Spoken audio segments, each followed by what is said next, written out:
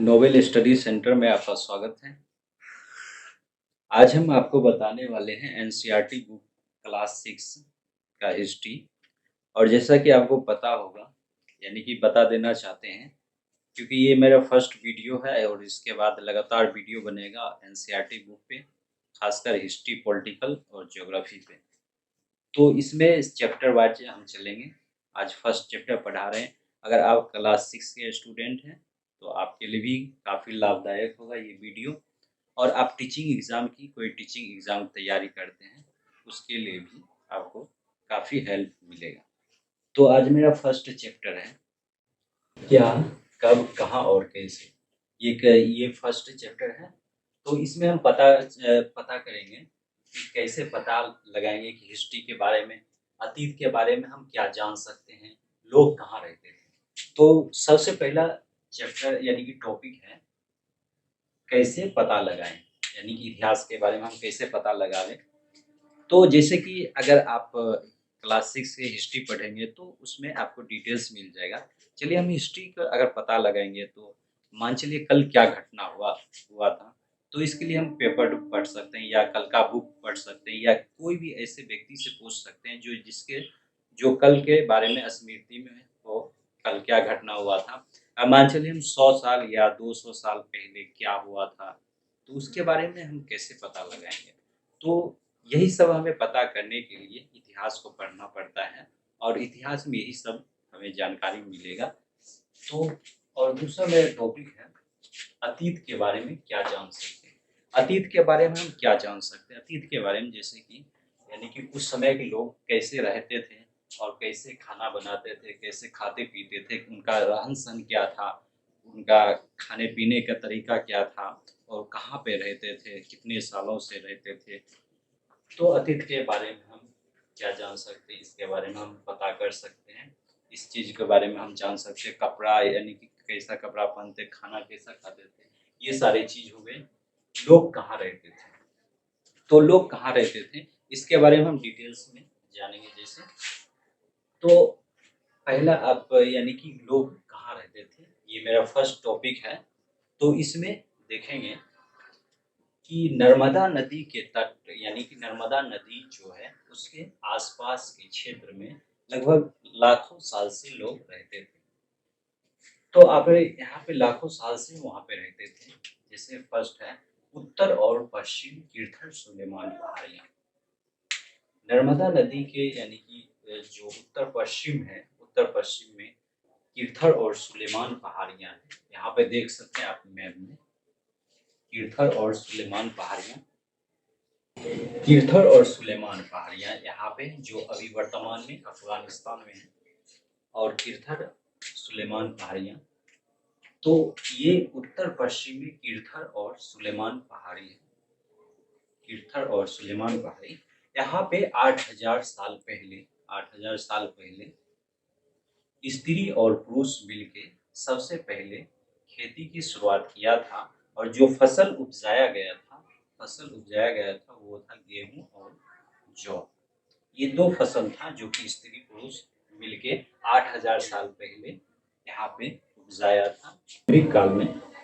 और जो पालतू पशु था, इसके द्वारा जो पालतू पशु बनाया गया था, भेड़, बकरी, गाय, बैल, ये सारे जानवर को पालतू पशु बनाया था। जो ये लोग थे, ये लोग यानी उत्तर पश्चिम में जो कीर्थर और सुलेमान पहाड़ी में जहाँ पे कृषि का विकास हुआ था, ये लोग गांव में निवास करते थे। गांव में ये लोग निवास करते थे। और उत्तर पश्चिम को छोड़कर भारत के अन्य भाग में भी कृषि का विकास हुआ था। जैसे कि उत्तर उत्तर पूर्व में गारो पहाड़ियाँ, यहाँ पे आप देख सकते हैं उत्तर पूर्व में गारो पहाड़ियाँ और मध्य में विंध्य पहाड़ी। यहाँ पे देख सकते हैं नर्मदा नदी है और विंध्य पहाड़ी है। जो यहाँ पे सोन नदी है, गंगा, जो गंगा की सहायक नदी है सोन। यहीं पे विंध्य जो पहाड़ी है, तो यहीं पे यहाँ भी कृषि का विकास हुआ था जो भारत के क्षेत्र में है। और सबसे पहले विंध्य के क्षेत्र में चावल का उत्पादन हुआ था। चावल का उत्पादन हुआ था। जो विंध्य का उत्तर का भाग है वहीं पे यानी उत्तर का भाग, यहीं पे सबसे पहले भारत में चावल का उत्पादन हुआ था। अब नेक्स्ट हम टॉपिक देखेंगे सिंधु और उसकी सहायक नदियां। सिंधु और उसकी सहायक नदियों के आसपास यानी कि 4700 वर्ष पूर्व सिंधु और उसकी सहायक नदियां 4700 वर्ष पूर्व आरंभिक नगर फला फूला, यानी कि 4700 वर्ष पूर्व सिंधु की जो सहायक नदी था उसी के आसपास आरंभिक नगर फला फूला था। और 2500 वर्ष पूर्व गंगा की सहायक नदी, जैसे गंगा की सहायक नदी सोन है, गंगा की सहायक नदी जैसे सोन, तथा समुद्री तटवर्ती क्षेत्र में नगरों का विकास, यानी कि समुद्री तटवर्ती जो क्षेत्र था वहां पे नगर का विकास कब हुआ था? 2500 वर्ष पूर्व हुआ था। और आरंभिक नगर जो फला फूला था 4700 वर्ष पूर्व, ये कहाँ पे हुआ था? सिंधु नदी और उसकी सहायक नदियों के आसपास। गंगा और सोन नदी, जो सहायक नदी है यानी कि गंगा की सहायक नदी सोन है, यहीं पे ये दोनों नगर फला फूला था। और अगर दक्षिण भाग में देखेंगे, दक्षिण भाग यानी कि भारत के दक्षिण भाग में प्राचीन काल में मगध नाम से जाना जाता था। वर्तमान में ये बिहार में है और उस समय मगध के नाम से जाना जाता था।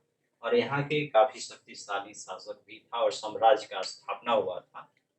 तो हम जैसे आपको बता दें, दक्षिण भाग जो भारत का जो दक्षिण भाग था उस समय प्राचीन काल में मगध के नाम से जाना जाता था। वर्तमान में इसे हम बिहार कहते हैं। और उसके बाद यहीं पे एक शक्तिशाली साम्राज्य का स्थापना हुआ था। अब हम देखेंगे भारतीय उपमहाद्वीप। भारतीय उपमहाद्वीप आखिर क्यों कहा जाता है भारत को? यानी कि भारतीय उपमहाद्वीप में कई सारे देश आ जाते हैं। भारतीय महाद्वीप इसलिए कहा जाता है क्योंकि अगर आप भारत का मैप देखेंगे तो यानी कि पहाड़ और समुद्रों से काफी अलग है। जैसे और एशिया यानी कि दूसरा महाद्वीप है, उसी की अपेक्षा ये महाद्वीप भी यानी कि भारतीय उपमहाद्वीप या भारत का मैप देखेंगे तो काफी अलग है। इसलिए इसको भारतीय उपमहाद्वीप नाम दिया गया है क्योंकि भारत सेंट्रल में है और सबसे बड़ा क्षेत्रफल के दृष्टि से सबसे बड़ा देश है। इसमें भारतीय उपमहाद्वीप में भारत आ जाता है। जो देश आ जाता है भारत, पाकिस्तान, नेपाल, श्रीलंका, बांग्लादेश, भूटान, ये सारे देश यानी कि भारतीय उपमहाद्वीप में आ जाता है। जो कि देश देख सकते हैं भारत, पाकिस्तान, नेपाल, श्रीलंका और बांग्लादेश, भूटान। ये टॉपिक अब यानी कि ये आप समझ गए होंगे। और आप नेक्स्ट देखेंगे देश का नाम, यानी कि भारत का नाम भारत कैसे पड़ा और इंडिया जो हम नाम अभी पुकारते हैं वो कैसे पड़ा। सबसे पहले इंडिया के बारे में जान लेंगे हम। इंडिया शब्द इंडस से निकला है। इंडिया शब्द इंडस से निकला है और इसे संस्कृत में सिंधु कहते हैं। यानी इंडिया शब्द इंडस से निकला जिसे हम संस्कृत में सिंधु कहा जाता है। 2500 वर्ष पूर्व उत्तर पश्चिम से आने वाले ईरानी और यूनानियों ने, यानी कि जो उत्तर और पश्चिम से, अभी भी ईरान और यूनान को देखेंगे तो उत्तर पश्चिम में है। तो 2500 वर्ष पूर्व जो आए थे उत्तर पश्चिम से आने वाले ईरानी और यूनानियों ने सिंधु को यानी सिंधु नदी को हिंदोस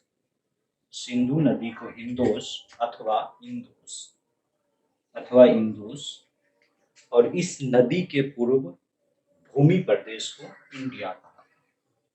और इस भूमि यानी कि नदी के पूर्व में भूमि प्रदेश को इंडिया कहा था। जैसे भारत का नाम भारत कैसे पड़ा इसके बारे में हम आपको बताएंगे। यानी कि भारत नाम यानी कि उत्तर पश्चिम में रहने वाले एक समूह के लिए भारत शब्द का इस्तेमाल किया जाता था। और इसका उल्लेख यानी कि 3500 वर्ष पूर्व संस्कृत के आरंभिक कीर्ति, संस्कृत का जो आरंभिक कीर्ति है, आरंभिक कीर्ति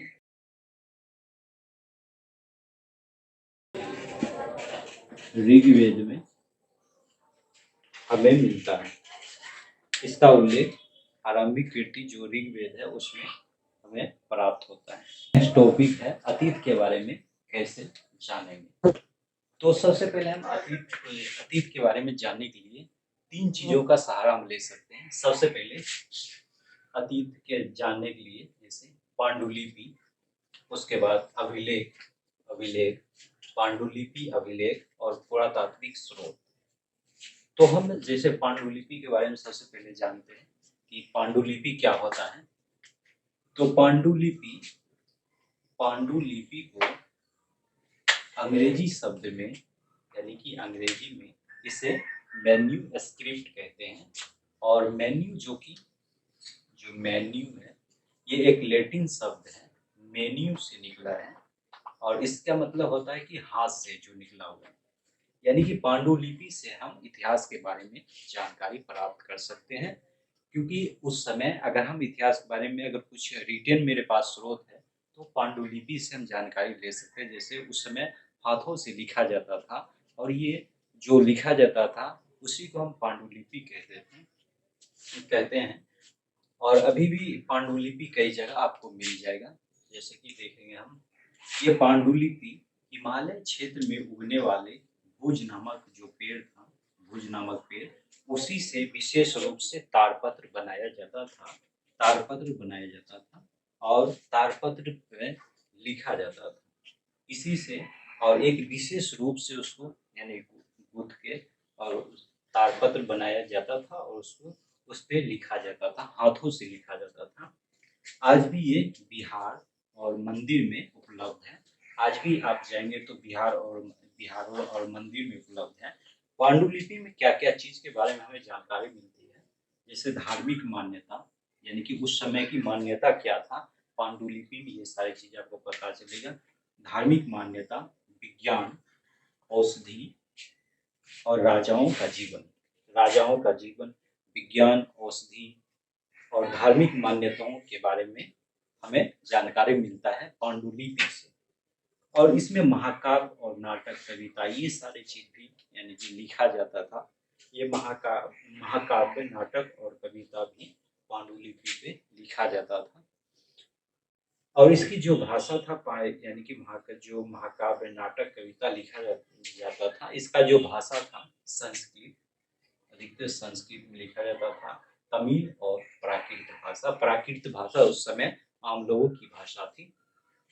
और दूसरा हम स्रोत देखेंगे अतीत के बारे में जानने के लिए, दूसरा है अभिलेख। यानी ये अभिलेख कठोर सतहों पे लिखा जाता था। अभिलेख हम किसे कहते हैं, जैसे एक अभी के समय में उदाहरण दे सकते हैं। जैसे कहीं पे रोड बनता है तो वहाँ पे आप देखेंगे साइड में शिलालेख लगा हुआ रहता है, शिलापट। उसमें यानी कि रोड कहाँ से कहाँ तक बना है, किसने बनवाया, कितना रुपया खर्च हुआ है, इसके बारे में पूरा जानकारी आपको दिया जाता है। और इसी तरह ये अभिलेख उस समय होता था। और ज्यादा अभिलेख के बारे में सुनेंगे तो इससे एक शासक है अशोक सम्राट, उससे उसका नाम इससे ज्यादा जुड़ता है, क्योंकि अशोक का जो अभिलेख है वो सबसे ज्यादा मिला है। इसमें राजाओं का आदेश यानी कि राजाओं के आदेश के बारे में वर्णन करवाया जाता था, जिससे कि यानी कि उसमें लिखवा के और कहीं पे लगा दिया जाता था, क्योंकि अगर जनता अगर देखे उसको पढ़ के समझकर और उसका पालन कर सके, इसलिए ये लगवाया जाता था। राजा की लड़ाइयों का विवरण होता था, राजाओं का आदेश के बारे में विवरण होता था, ये और लड़ाइयों के बारे में लेखा जोखा होता था। इसमें और भी चीज दर्शाया जाता था, राजा और रानियों या अन्य स्त्रियों का भी विवरण होता था, वो अपने बारे में बताता था इस अभिलेख के द्वारा। और तीसरा जो स्रोत है अतीत को जानने के लिए, पुरातात्विक स्रोत, जो कि पुरातात्विक स्रोत एक सबसे बड़ा पुख्ता स्रोत माना जाता है इतिहास में। तो पुरातात्विक स्रोत यानी कि जो मान चलिए अगर हम पांडुलिपि या बुक से अगर मान चलिए उस समय जो महाकाव्य है तो उसमें हो सके कुछ समय के अनुसार कुछ चेंज भी आ सकता है, या कुछ या अभी जो घटना घटा है या 2 महीने यानी कि साल भर के बाद भी उसमें लिखा गया हो, इसलिए उतना यानी पुख्ता सबूत अगर सबसे ज़्यादा माना जाता है इतिहास में, पुरातात्विक स्रोत को माना जाता है। पुरातात्विक स्रोत में क्या-क्या चीज़ है जो हमें अतीत के बारे में जानकारी देती है। जैसे ईंट की बनी इमारत, ईंट का जो उस समय बना हुआ इमारत होता था और उसका अवशेष होता था, उससे भी हमें यानी कि इतिहास के बारे में, अतीत के बारे में जानकारी मिलता था। चित्रों यानी कि चित्र जो उस समय बनाया जाता था, जो अभी अभी भी कई जगह खुदाई होता है, तो वहाँ पे पता चलता है, वहाँ से निकलता है, तो हम उससे भी पता कर सकते हैं। मूर्तियाँ, उस समय की जो मूर्तियाँ होती थी, चिड़ियों का अवशेष, कई जगह चिड़ियों का अवशेष मिला है या मछलियों का अवशेष, उससे भी हमें पुरातात्विक स्रोत प्राप्त होता है। आभूषण, हथियार और बर्तन, ये सारे चीज़ से हमें पुरातात्विक स्रोत से पता हमें चल जाता है। अतीत के बारे में जानने के लिए ये सबसे पुख्ता स्रोत माना जाता है। 2250 वर्ष पूर्व यानी कि वर्तमान में अफ़गानिस्तान के कांधार में एक अभिलेख मिला था, जो अशोक नामक सम्राट उसी के आदेश पे उत्कीर्ण करवाया गया था, जिसका जो लिपि था अरमाइक और यूनानी लिपि था, 2 लिपि था, अरमाइक और यूनानी। तिथि के बारे में जान लेंगे कि हम तिथि कैसे समझेंगे। तो इसमें 2000 को एक आधार वर्ष इस रूप में माना गया है, तिथि के रूप में आधार वर्ष के रूप में माना गया है। जैसे ईस्वी में हम देखेंगे कि ईस्वी यानी कि ईसा मसीह के जन्म यहाँ पे मानचली हो गया, तो यहाँ पे जन्म हुआ, तो इसके बाद जो घटना घटा हुआ है यानी ईसा मसीह के जन्म के बाद जो घटना, उसमें हम ईस्वी कहते हैं। और ईसा मसीह के जन्म के पूर्व जो घटना घटा है उसे हम ईसा पूर्व कहते हैं। और एडी का मतलब होता है एनो डोमिनी,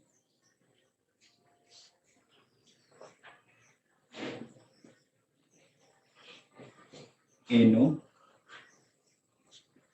डोमिनी।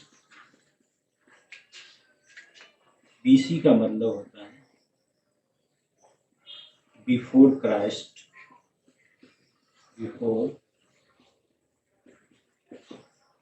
Before Christ. और वर्तमान में अभी 2-3 वर्ड्स चला हुआ है। सी यानी कि CE कॉमन एरा, सी का मतलब कॉमन एरा, मतलब जैसे हम यानी एडी को कहते हैं, ईस्वी को यानी कि ईसा मसीह के जन्म के बाद जो घटना घटा है उसे हम कॉमन एरा में भी मापते हैं। और बीसी बिफोर कॉमन एरा।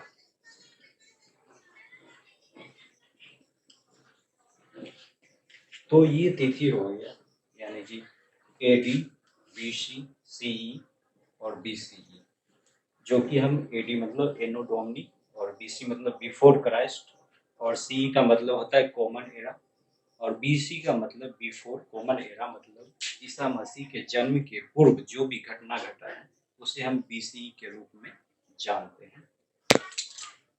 तो आज ये चैप्टर कंप्लीट हो चुका है और कल हम दूसरा इसका चैप्टर करेंगे हिस्ट्री के। Thank you so much. अगर वीडियो अच्छा लगा है तो लाइक सब्सक्राइब जरूर करेंगे।